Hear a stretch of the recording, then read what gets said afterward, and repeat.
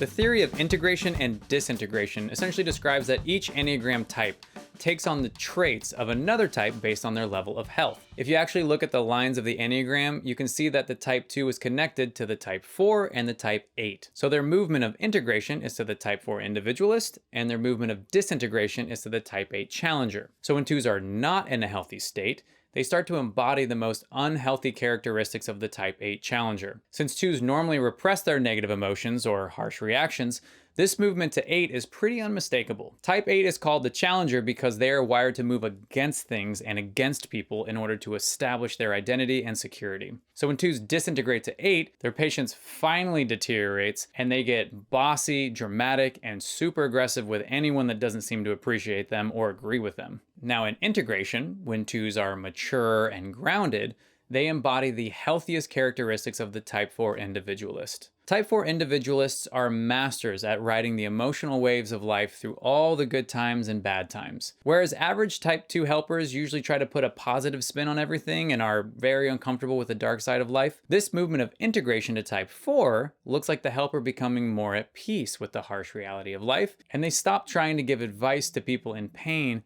and instead they can just sit in the awkward silence of not knowing what to do or say to make a situation better. And much like the movement of disintegration to type 8 brings up aggressive or negative emotions, so too does the movement of integration to type 4. But in this case, the helper chooses to acknowledge and embrace those negative emotions rather than having them explode out subconsciously like a rocket. All right, that's a general overview of the movements of integration and disintegration for the type 2 helper. Time to go a layer deeper and talk about their instinctual variants.